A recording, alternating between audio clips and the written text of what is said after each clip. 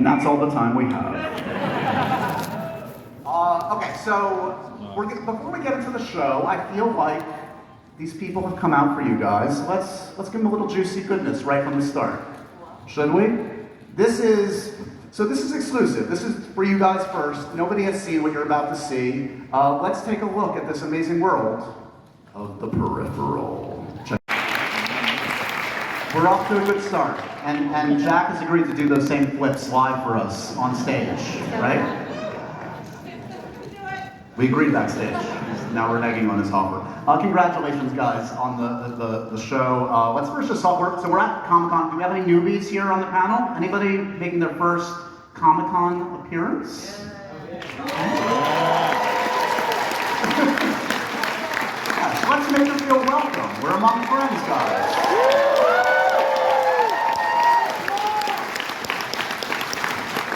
I'm going to say something that makes Chloë sad. My first interaction with Chloë was moderating a panel with her for Kick-Ass when she was...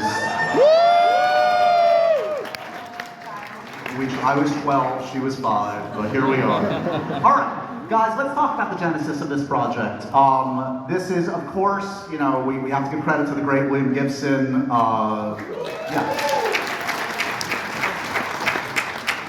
Who wants to tell us how this started? What's the genesis of this project? Lisa, Jonathan, where does this begin for you guys? Well, it starts with Vincenzo, who brought us, Vincenzo Natali we worked with, lucky enough to work with for years on Westworld, who came to us and said, hey, how do you guys feel about helping me bring to life a William Gibson book? And we got to the William Gibson part, and we said, sure. For me, it starts when I was 14, and I read the books out of order. I read Count Zero first, and then Neuromancer, and it was like that first hit of acid, right? I'd never experienced anything like the worlds that Gibson created, and I watched kind of in sort of bewilderment for 20 years as every filmmaker, myself included, ripped off all the ideas from his books, and no one actually had the guts to go and adapt from the source. So for us, this felt like coming full circle. And once we read the book, we knew this was the perfect adaptation for a series for William Gibson. Vincenzo, let's backtrack for a second. Where does this, Gibson, I'm sure, is an influence on you, and why this particular book as something that felt like a good vehicle ripe for adaptation? Well, I started by failing in my first attempt to adapt William Gibson, because I was going to do a movie called Neuromancer, which is based on his first novel, which is brilliant novel. But I sort of see this as a continuum, because I had the very good fortune of getting to know Mr. Gibson, and he gave me Peripheral early on, and I read it and went, there's no way this is a movie, because it is this very layered, textured, highly complex story with many characters, but it could be a TV series. And now it is, thanks to everyone here.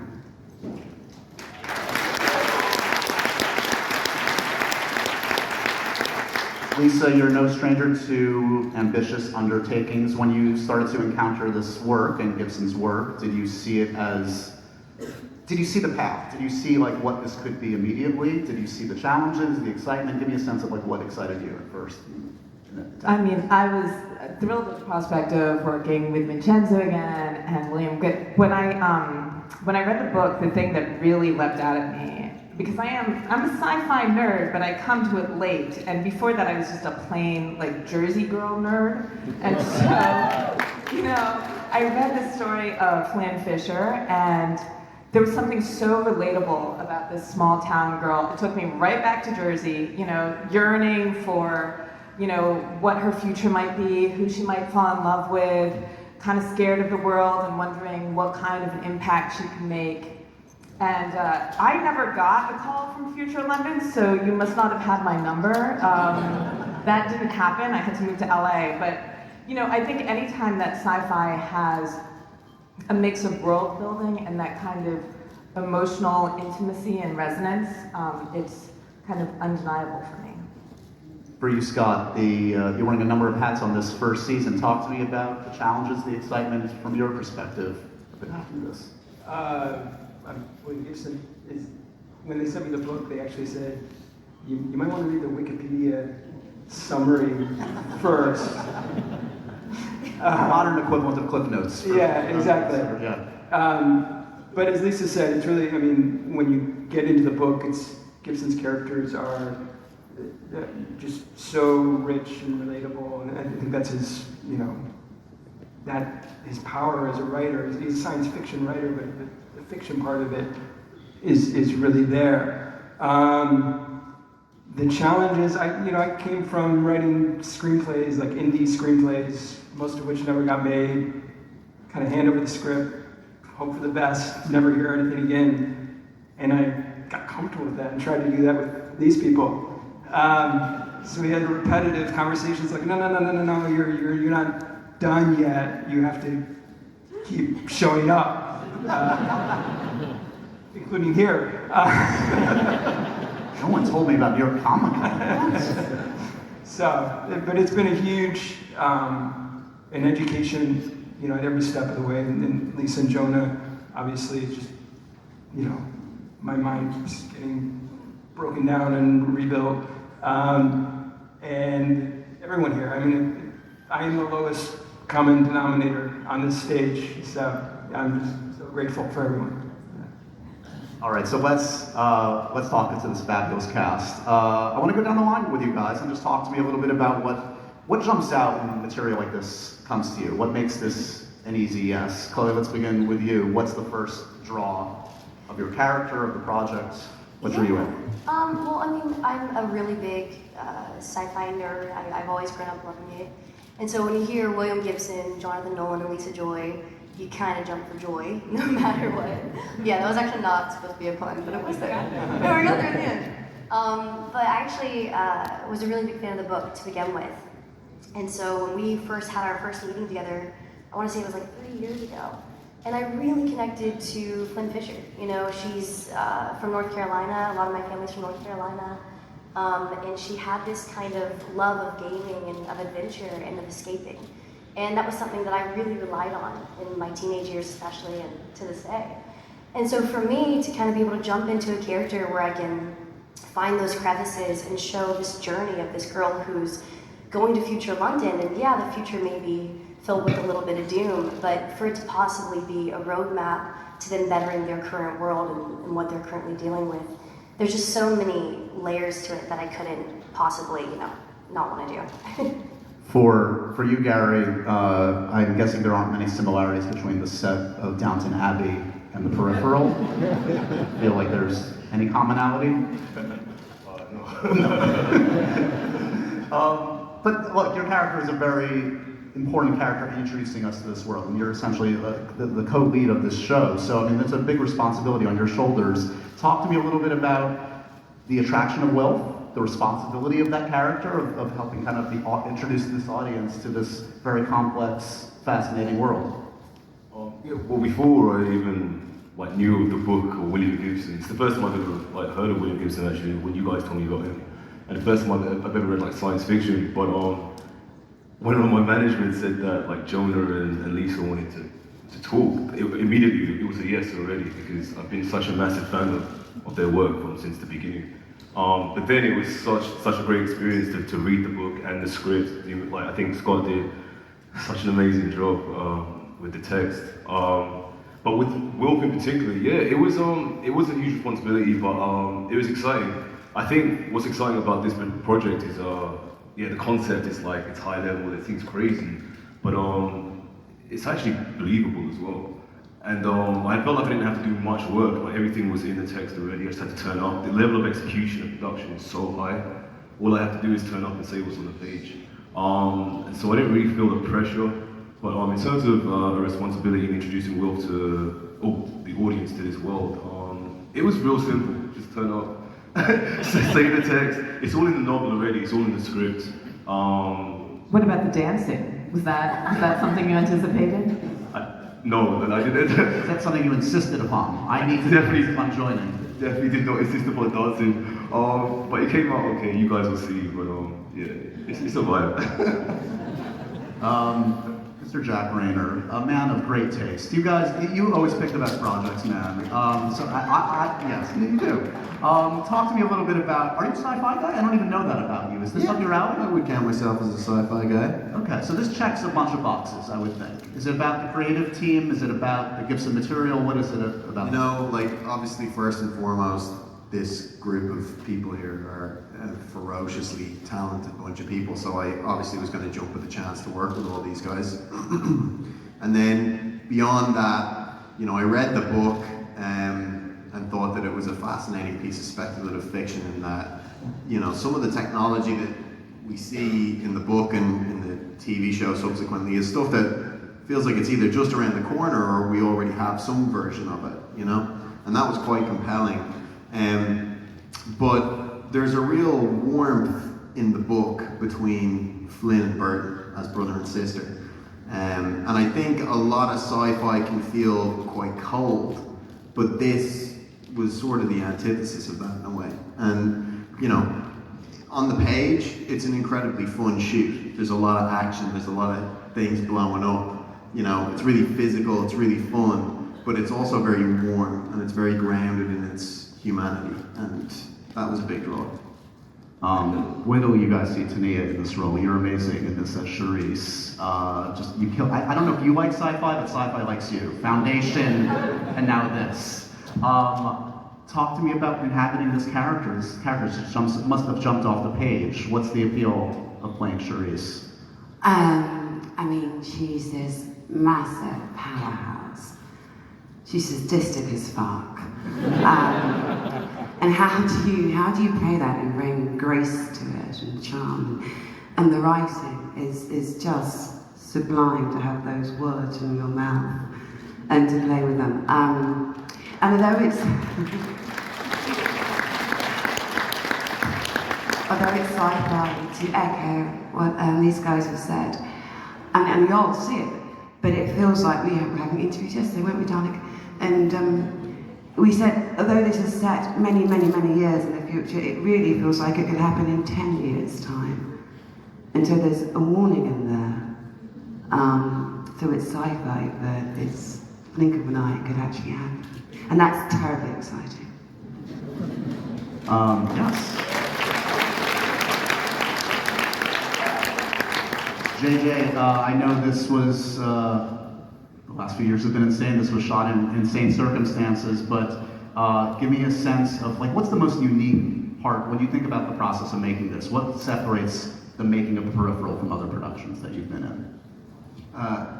The scale of, when we think about sci-fi, we think there's going to be a lot of CGI, and yes, there are loads of effects, but these guys built this shit. I mean, the scale of the build. So as an actor, you're in this future world, and I'm not stood in front of a blue screen trying to imagine what's behind me. They built every single set and then enhanced it with the brilliance of their special effects.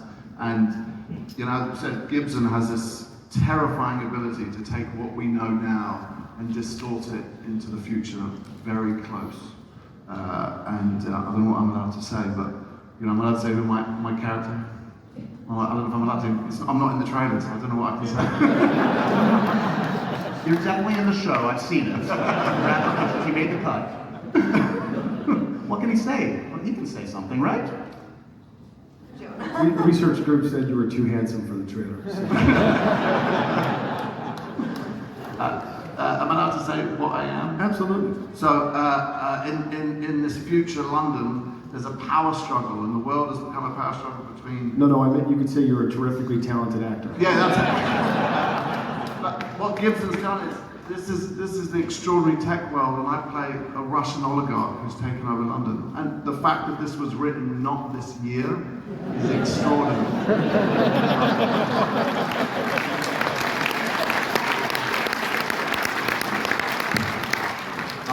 As has been alluded, as you can tell from the trailer, one of the major challenges and exciting aspects, I think, for the audience is there are two different, very distinct different worlds that we're visiting here.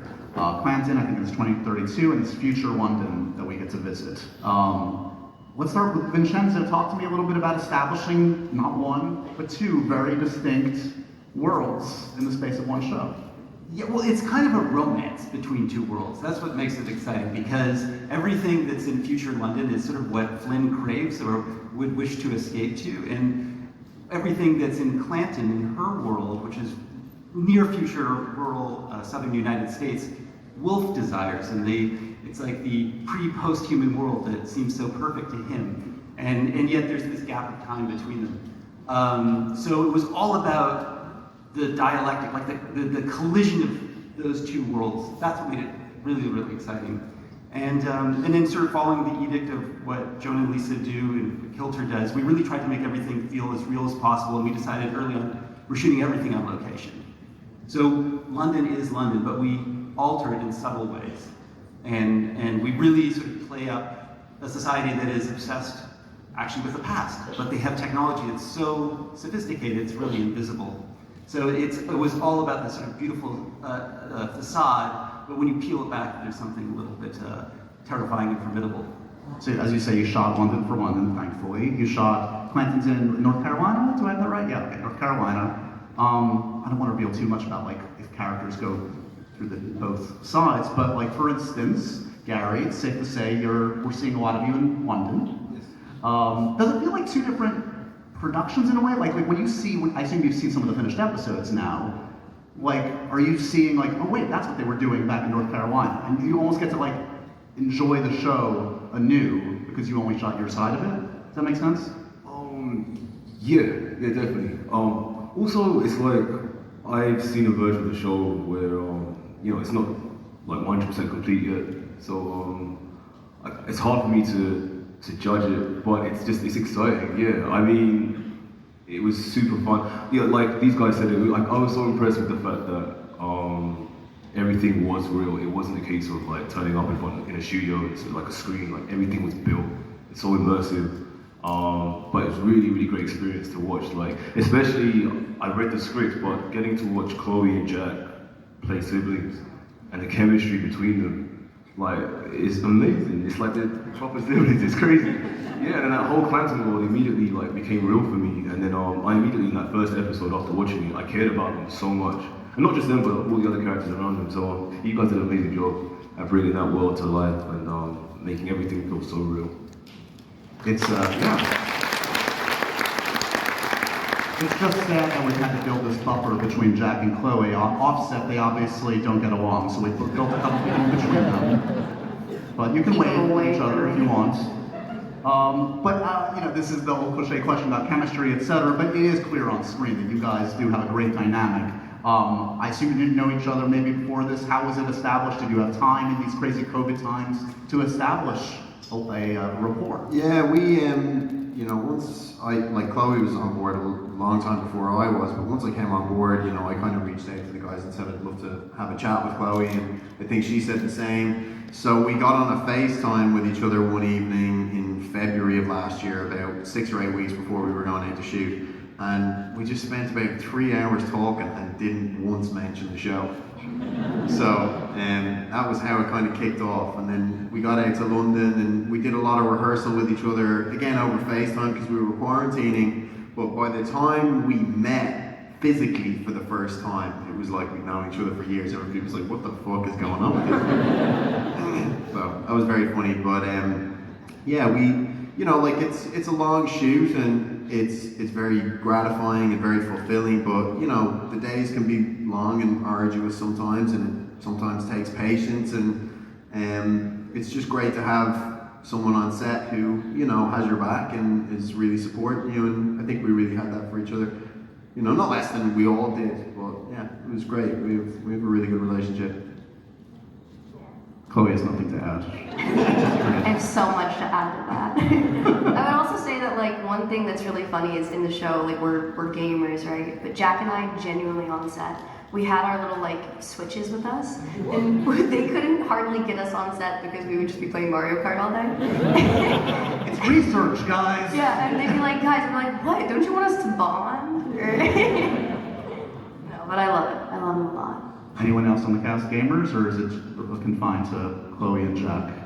No. It's okay. Season 2, they'll introduce you to Mario Kart.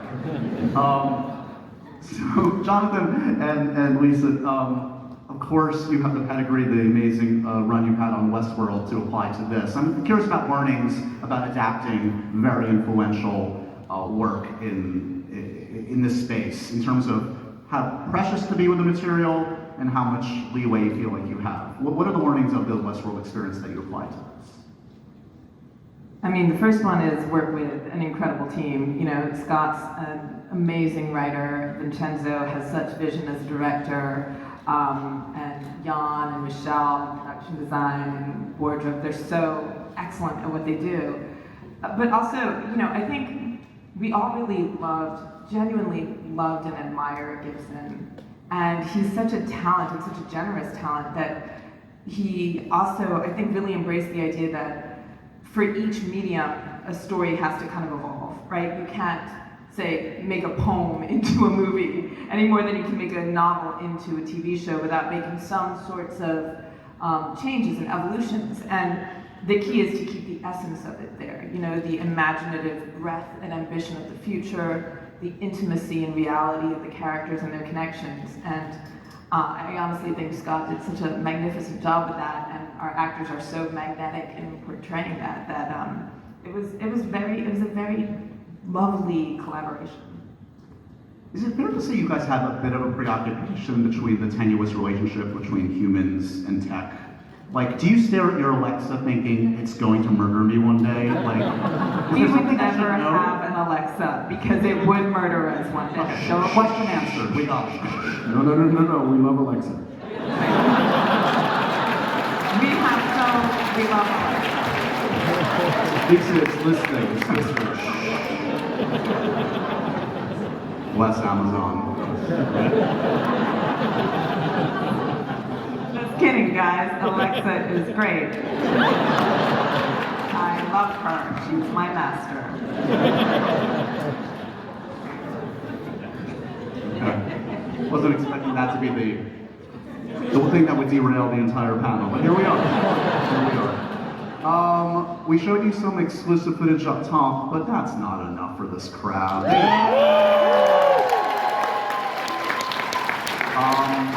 Do we want to set this up in any way, guys, or should we just dive into this clip, you think? This is in Clanton, I believe. Shall we just plunge them in? And we'll talk on the other side? It's a really engaging clip from our series. That's a professional. All right, take an exclusive, this is just for you guys, an exclusive peek at the Peripheral. Enjoy these. It doesn't all take place in a trailer, guys. Come on, you know it's going to get a little more complex. No, maybe. Let's talk a little bit let's talk about your cast. I want to ask the creators here, among your cast, who had the most questions on set? Who's most likely to come to you with 1,000 questions? A knowing laugh from Joe and Nolan. What do we got?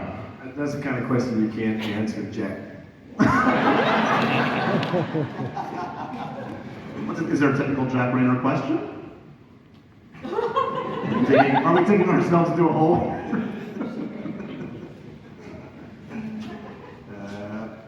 I don't know, is there a typical Jack Reynor question? I guess I would defer that one to Vincenzo, probably.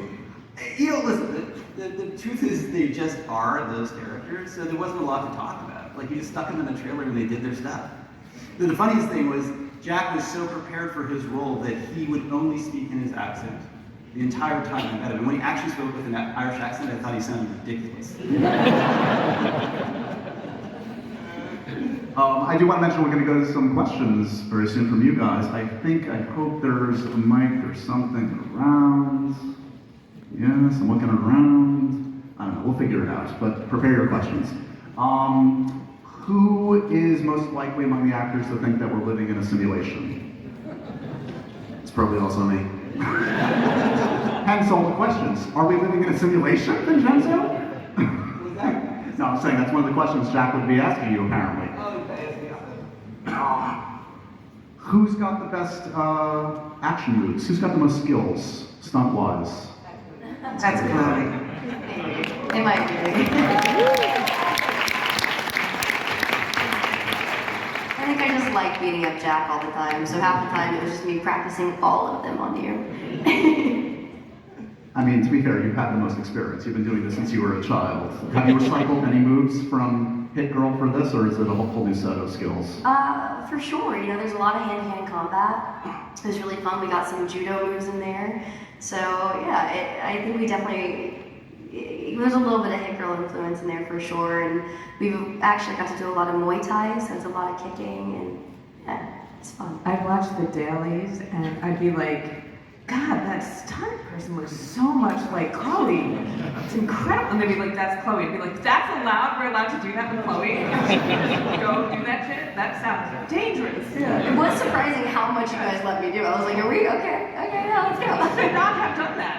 No, you're so good at it. It is hard. It's crazy. Yeah. I'm also not one to usually like harp on like production design and costume, but I do want to say, particularly in the future London stuff, I mean, JJ Tania, you've got some great stuff. How much of a help was the wardrobe in this? How much did you love the design of future London? Talk to me a little bit about that environment. It was battle of the costumes between us two. I lost every time. I would have taken anything you wore, happily worn it. It was amazing. There's a style to future London that is unrivaled in anything I've seen, and that's both everyone here's imagination and Michelle Clay, the costume designer. And look, if you're the villain, you gotta look good. Those power shoulders that Therese has, I mean, wow. Now I have to say that the costume fittings were an event in and of itself. They were stitched within a millimetre. But it really helped. It helped me. I think you were saying the same thing. It really helped you to find that. And likewise with Therese and Michelle creating this a reason why this woman has won awards. I would love to live inside her head for just half a day. She's incredible. And for both those places, Future London and Clayton. Just looking ahead, this is one of those shows that, like, look, the audience is just getting a sense of it now, just getting a real peek at it now. So this is a big moment for unveiling the series. For you guys, like, what are you, without revealing too much, because we're not going to, reveal the whole king caboodle today, what are you excited for the folks to see as the series unfurls? Whether it's a specific scene, a set, a moment, open to anyone. What are you excited for?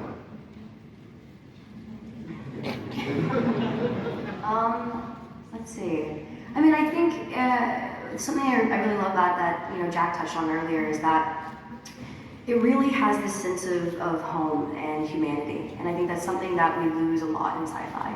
And no matter how kind of far we go into the future and how scary or daunting it gets, it always kind of boomerangs back home to Clanton. And it boomerangs back home to the trailer and Burton and Flynne, and you can trust them so much. And that was something that we just had so much fun figuring those little moments out and trying to really just, bring the humanity in. I think that's something that I haven't really seen so much in sci-fi, and I think that we'll really gravitate towards it.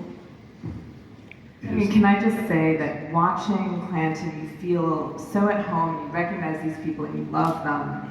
And then it gives you a kind of schizophrenic cognitive dissonance because you go to future London and you see these bad guys and gals and they are so damn seductive.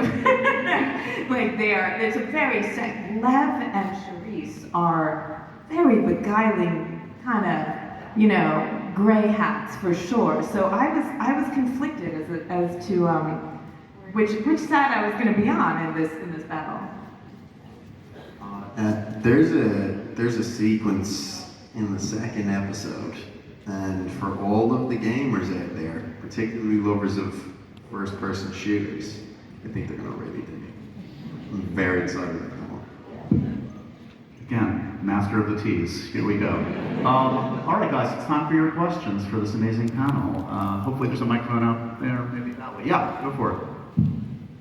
Working today. Hi, I'm Sonia from New York City. Any of you actors or actresses, anyone on stage, if you were at a con and were walking the floor, what costume would you wear? From any universe. Wait, don't answer that question. You're gonna walk the floor later. Someone's gonna find you. Cover your face. I just told them all to grab a stormtrooper helmet and walk the floor so they could see it. I'd go with Hit Girl. Oh, wow. I put on the bear from from Midsummer. We're so bored. Should we just go as each other? Anyone else? You dropped the mic on that. You won that one. Congratulations. Thank you. Thanks for your question. Up next, go for it. Yes. Hi. I just want to say I saw Chloe. I saw you would play the Steven Soderbergh play a few years back. You're perfect in that. It's unfortunate it's still relevant, you know, to this day, school shootings. And Tania, your Blind Manor is one of the most amazing things I've seen. Definitely the show on Netflix. My question is for Jonathan and Lisa regarding Westworld. So we're going to the final season now, and you know, correct me if I'm wrong, but I felt you guys have kind of taken the time between seasons to do a quasi-reset, especially to seasons 3 and 4. And I was wondering if you guys are pushing season 5 differently, considering it's the last season is going to be more of a, kind of more, less of a reset and more of a, wrapping the whole thing up type of thing, or are you guys still taking a long break between seasons? We'd always planned for a 5th and final season. We're still in a conversation with the network about whether that's going to happen. So we very much hope to make it. I was having confirmed. Go back to the side over here. Yeah, yes, go ahead. Hi everyone, my name is Jeremy. Thank you all so much for joining us this morning. Vincenzo, my question's for you. Cube is one of my favorite movies. I just wanted to ask you, how does it feel as a director or filmmaker to go from a movie like that where you were essentially reusing the same set to do all of these locations to something like this, which is a massive, big production, special effects, multiple locations, tons of people. Like, how has your career path kind of prepared you for this moment right now? I keep getting stuck in boxes, and I keep doing it to myself, so I guess I'm a glutton for punishment. But it was so lovely to be able to step out of the box, and yes, with all of these amazing people. And yet, I think for anyone who aspires to make films or is making films, what you quickly realize is it's always the same. I made Super 8 films with my friends, when I was a young teenager, and the basic tenets of making movies is always the same. It doesn't matter how much money you have, there's never enough time. That is a central edict of all filmmaking. Everyone from Alfred Hitchcock to little old me feels that way. So, so it's the same, but it's not the same. The most important component, which is absolutely the case here with all of these people, is to do it with friends and lovely people. That, I think, is how we got through it, because it was challenging. We were shooting during COVID, and we're trying to do a lot. But yeah, it's always about friends. Thank you.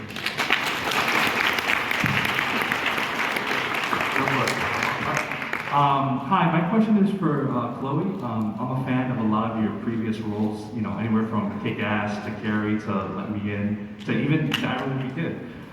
So my question is, do you feel like this particular role, has potential to be your most mature role? And if not, which of your previous roles would you consider to be? Thank you for saying that. That's really sweet. I definitely think that this is a role that not just that I would say it was my most mature role, but I think it's the first time that I really found a role that I feel like is really similar to who I am. And there were so many shades of myself in this. And the synchronicities between my real life and when we were filming this were really wild and kind of surprising while we were doing it. And so I would say it's my most mature role, but also probably my most vulnerable, which I'm really, really happy to be able to do and do it over 8 episodes. I've never done TV before, so it was really exciting to just dig into a character for 600, 700 pages. Thanks, can't wait.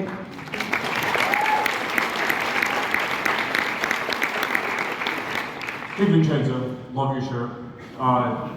You had mentioned that a Neuromancer adaptation had fell through. Do you know, is there any other Gibson work in the pipeline? I think there's a lot of things going on. I think he's having resurgence. It's really lovely to see. Because he, as Jonah said, he's somebody who's influenced so many people, and the generous way of putting it is people borrow from him. But I feel like he's having a moment, and if we've accomplished anything here, I sincerely hope we finally kind of managed to translate that sort of quality of his writing, that patina, into actually something you see on the screen. Cool, thank you.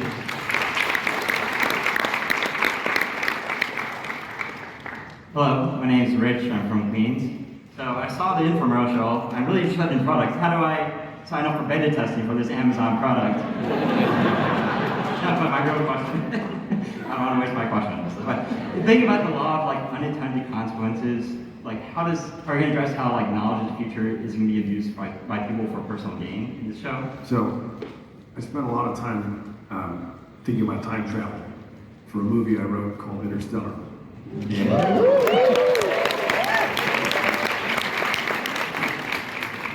Sort of earned my associate degree in physics from Caltech. And I was very proud of the work that we did on that film, and then very upset when I read The Peripheral and realized that right out of the gate, Gibson had nailed it.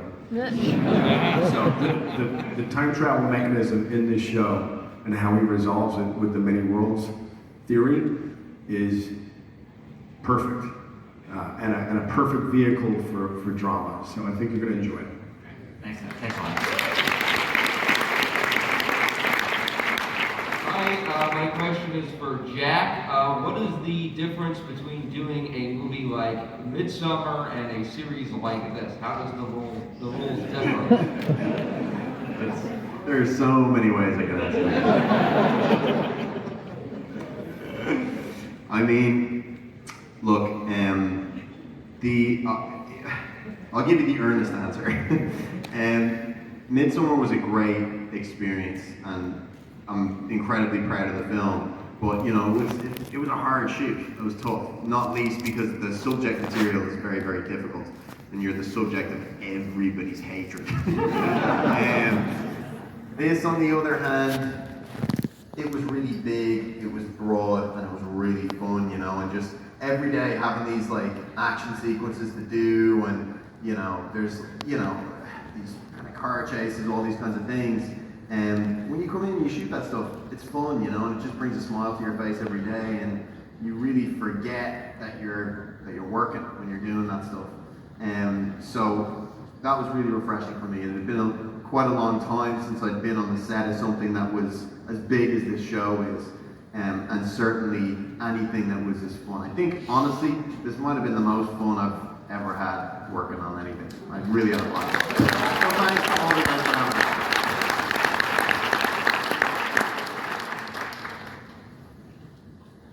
Hi there. I'm Paul. I'm from Future London. Just want to say nailed it. Gibson's my favorite writer. I've read everything he's written multiple times. And I think Westworld Season 1 is the best season of TV I've ever seen. Question for Jonathan. When do we see Neuromancer? Mr. Gibson, are you listening? Yeah, Gibson, we're available. Teleport in, I'm sure he has the technology. No, I think there are a number of Gibson works in development. What I've heard confidentially, this is by far the best one.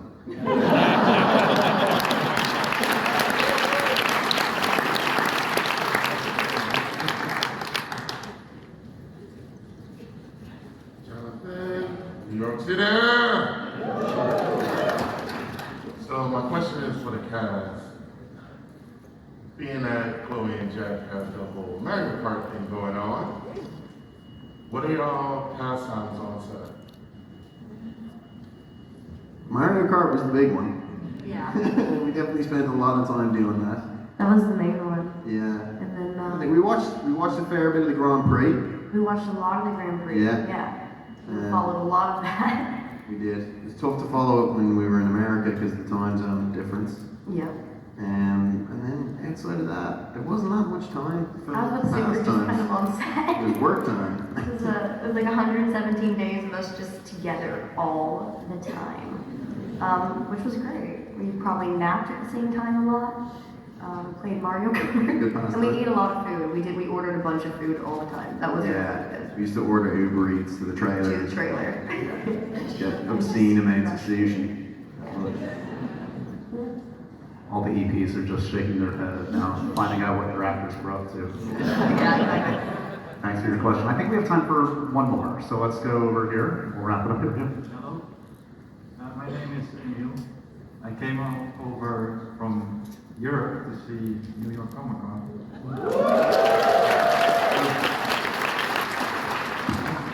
question is, if you were given the opportunity to see the future, would you take it or not?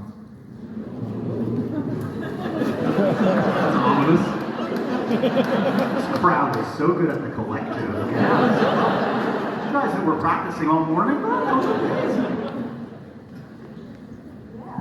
Wants to see the I would future. go for sure. All the young Do I people get are to going to wear say yes. Tamia's clothes? Because then I would. I want to go for that wardrobe. All get to be Tamia. Then yes. Anyone against it? No one? Yes, hard yes. Yes. Definitely. Okay. Well, in all of your future, how's this for a segue, is the Peripheral. October 21st.